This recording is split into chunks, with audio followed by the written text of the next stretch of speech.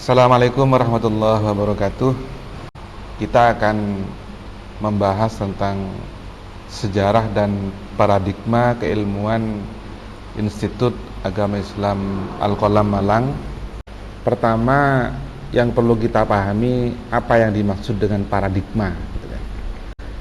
Paradigma itu bisa disebut dengan worldview, jadi pandangan dunia atau cara berpikir dalam memahami realitas yang ada di hadapan kita. Itu disebut dengan paradigma. Kalau Foucault itu menyebut dengan epistem, yang itu terbentuk oleh ruang dan waktu tertentu di mana orang yang melakukan berpikir dan memahami realitas itu berada. Dan paradigma ini menyentuh dimensi yang paling mendasar ya, dari kehidupan manusia. Pertama tentang apa, tentang realitas atau ontologi. Yang kedua tentang kebenaran, tentang bagaimana cara, terus bagaimana mengukur atau mengetahui kebenarannya. Yang ketiga adalah nilai atau untuk apa, mengapa, disebut dengan aksiologi. Jadi paradigma itu mencakup ontologi, epistemologi, dan aksiologi. Nah, kemudian ini ada kaitannya dengan ontologi keilmuan kita. Kita kaitannya dengan sejarah, bahwa Al-Qalam ini bisa terbagi menjadi 3 periode sejarahnya. Pertama, fase perintisan, mulai dari awal tahun berdiri 1985 sampai 1997. Ketika itu Al-Qalam masih belum Al-Qalam, yaitu masih menjadi Fakultas Syariah Unisma Malang. Ini berlangsung mulai tahun 85 sampai 97. Kemudian fase kedua, fase pertumbuhan, mulai tahun 97 sampai 2014.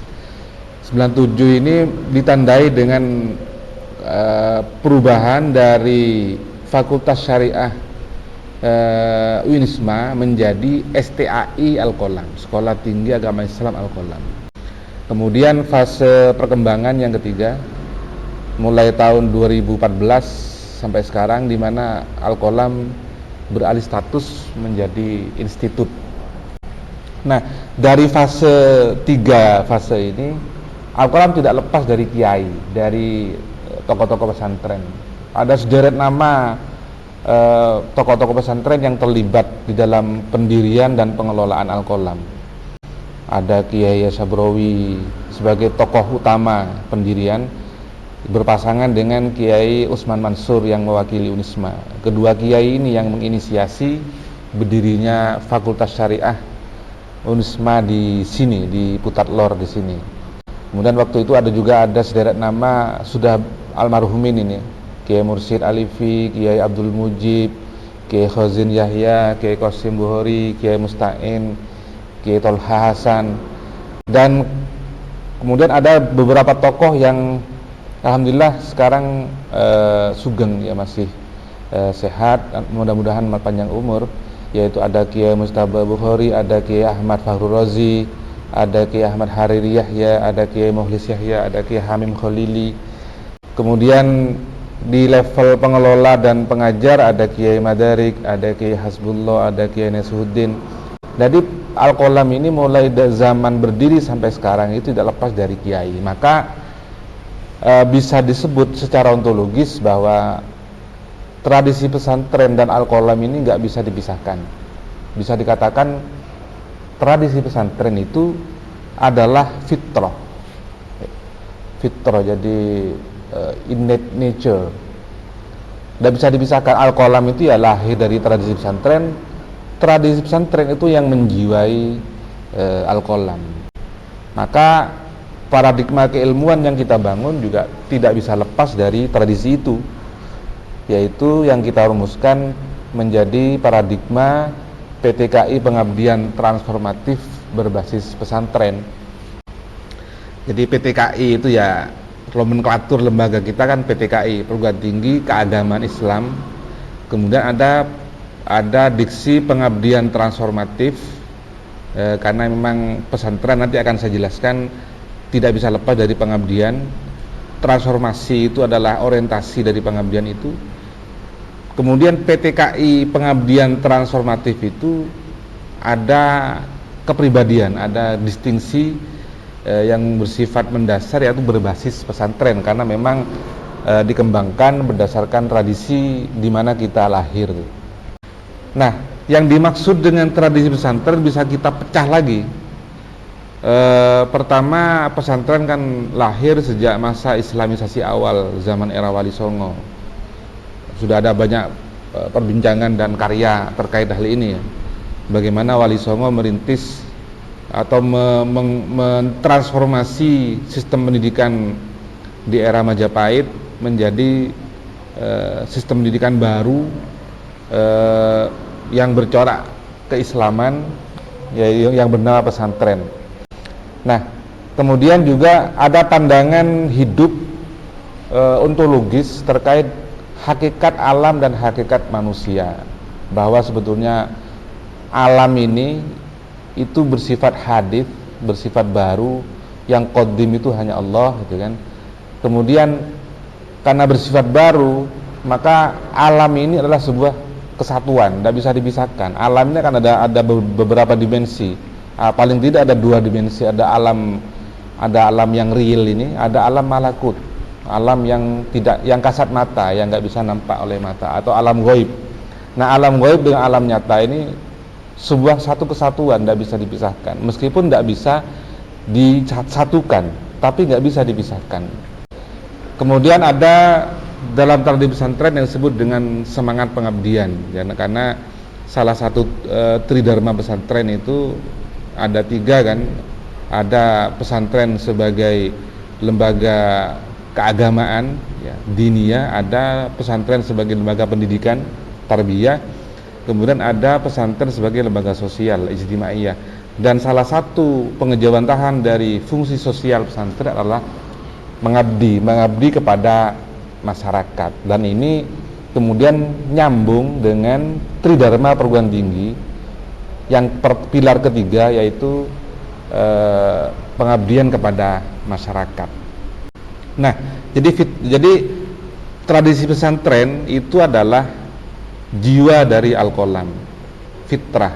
Dan pesantren itu terhadap jiwanya itu dia melakukan 2 pendekatan konservasi, pelestarian, al-muhafadzah. Yang kedua adalah pendekatan dinamisasi, pendekatan pengembangan dan lain-lain, atau al-akhdhu bil jadidil aslah. Nah, dari basis ontologis itu kemudian secara epistemologis kita berpola pikir yang kita kenal sebagai aswaja, ahlus sunnah wal jamaah. Ahlus sunnah wal jamaah itu bukan kita maknai hanya sebagai identitas kelompok teologis waktu itu ya, tapi sudah dirintis oleh Kiai Hasyim Asy'ari, kemudian dikembangkan oleh Kiai Ahmad Siddiq, lalu dikembangkan kembali oleh Kiai Said Agil Sirot, dan dilembagakan melalui forum-forum resmi Nahdlatul Ulama, itu menjadi aswaja nahdliyah, di mana pola pikirnya itu ada 2 kutub yang berdialektika antara al-muhafadzatu 'alal qadimis sholih, al-akhdhu bil jadidil aslah. Al-muhafadzah itu adalah konservasi, pelestarian. Al-akhdhu itu adalah dinamisasi, pengembangan, koreksi. Nah, dialektika antara 2 kutub ini melahirkan karakteristik pola pikir, karakteristik pola keberagamaan yang disebut dengan fleksibilitas atau kelewesan. Bahasanya Great Valley, kelewesan. Jadi ciri khas dari orang-orang pesantren itu adalah luwes, karena memang tidak terpaku kepada teks, tapi juga berdialektika dengan konteks. Jadi karakteristik berpikir secara umum dari basis epistemologis aswaja itu ada 3 paling tidak ya, yaitu tadi itu kelenturan, keluasan, fleksibilitas. Yang kedua adalah pengakuan. Jadi dua kutub ini, katakanlah misalnya antara teks dengan konteks, atau kalau dalam konteks ideologi dunia, antara kapitalisme dengan sosialisme. Dua kutub yang katakanlah ini berebut gitu ya. Atau antara barat dengan timur. Nah, ini diakurkan ini. Jadi diakurkan. Dua hal yang dianggap bukan sesuatu yang bertentangan, tetapi bisa membentuk sebuah sinergi. Nah, karena itu butuh pengakuan dan pelibatan.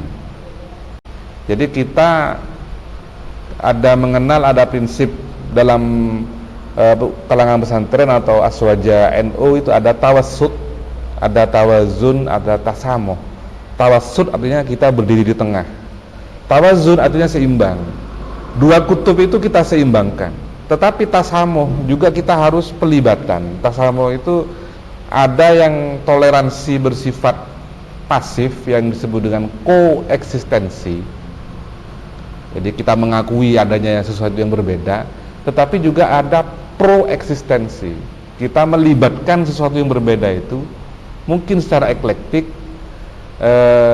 untuk melahirkan formula-formula baru yang bisa mengakomodir dua kutub itu. Semangatnya adalah aswaja dan harmonisasi epistemologis. Jadi epistemologi yang kita bangun itu epistemologi yang menolak ekstremitas, menolak ekstrim kanan, ekstrim kiri. Kita menolak ekstremitas itu. Bahwa kanan dan kiri itu ada, oke. Tapi kita libatkan, kita akui dan kita libatkan. Kita ramu. Istilah orang pesantren itu khudz ma sofa da ma kadaro. Jadi ambil yang positif, buang yang negatif. Kemudian karena ada pengakuan dan pelibatan, maka sumber pengetahuan itu kita akui semua. Sumber-sumber pengetahuan itu bukan hanya teks. Yang disebut dengan sumber pengetahuan itu bukan hanya wahyu, akal, nakal, tapi juga akal itu juga sumber pengetahuan. Realitas sosial yang ada di sini, di sekitar kita itu juga adalah sumber pengetahuan juga, termasuk intuisi, perasaan, rasa atau ilham atau wangsit kalau istilah Jawa, itu juga sumber pengetahuan juga. Karena kita juga dalam dunia sufi, pengetahuan itu bukan hanya apa yang didapat dengan upaya-upaya zahir, tapi juga ada pengetahuan yang bersifat batin, yang bersifat spiritual, dan itu kita akui itu sebagai salah satu sumber pengetahuan yang absah secara epistemologis. Maka tolok ukur kebenaran akhirnya itu bukan hanya tekstual, bahwa ini sahih, ini dhaif, bukan hanya itu, tapi adalah disebut dengan, kalau istilah sosiologi pengetahuan itu istilahnya kebenaran yang bersifat relasional. Hukum wajib tidak saklek wajib, dia bisa berubah menjadi sunnah, bisa berubah menjadi mubah, haram, makruh, tergantung konteksnya, dan bersifat relatively absolut. Beragama itu acuannya absolut. Teks Al-Quran, teks hadis yang sahih, apalagi yang mutawatir, itu absolut teksnya. Tetapi pemahamannya itu relatif. Seperti tadi itu, relasional. Nah, kemudian pendekatan, terkait dengan pendekatannya, manhajiyah. Aswaja NU, pendekatan ketika dibaca atau diramu dalam epistemologi yang bersemangatkan harmonisasi, maka pendekatannya ada interdisipliner, ada multidisipliner, ada transdisipliner. Jadi tidak hanya kita misalnya melihat COVID-19 hanya dari kacamata fikih saja, tanpa melibatkan kacamata medis, kacamata budaya, sosial, politik, macam-macam. Semuanya harus kita libatkan di dalam memahami realitas. Kemudian secara aksiologis, satu kata kunci saya kira bahwa apa yang kita bangun ini, apa yang kita ikhtiarkan ini, rencang bangun filsafat keilmuan ini, muaranya adalah transformasi. Jadi paradigma PPKI pengabdian transformatif berbasis pesantren itu ujungnya itu adalah transformasi, tetapi transformasi yang berbasis pesantren. Transformasi ini bisa terhadap diri kita sendiri selaku ilmuwan, selaku thalibul ilmi, orang yang mencari ilmu, bisa juga transformasi pada kehidupan sosial budaya masyarakat. Kemudian paradigma PPKI pengabdian transformatif berbasis pesantren itu kemudian kita terjemahkan itu menjadi visi, yaitu menjadi Universitas Islam Pengabdian Transformatif Berbasis Pesantren terbaik nasional tahun 2032. Dan disitulah terbaik, tajuk terbaik dari visi ini yang kita target tercapai, yaitu menjadi par excellence studi dan gerakan transformasi berbasis pesantren. Jadi nyambung tadi aspek aksiologis dari filsafat keilmuan yang kita bangun, ujungnya kan transformasi berbasis pesantren. Maka ujung muara dari terbaik itu kita itu adalah Al-Qalam ini tahun 2032 itu menjadi pusat, menjadi tujuan, menjadi kiblat studi dan gerakan sosial, studi dan gerakan transformasi yang berbasis pesantren. Artinya orang kalau ingin melihat kajian, melihat gerakan transformasi yang berbasis pesantren, lihatlah Al-Qalam. Selengkapnya bisa Anda semua baca apa yang kita sampaikan tadi ya. Mungkin cukup itu, mungkin nanti bisa kita dalami dalam diskusi yang lebih lanjut tentang paradigma ini, dan mudah-mudahan bisa dipahami oleh semuanya. Ihdinas shiratal mustaqim. Wassalamualaikum warahmatullahi wabarakatuh.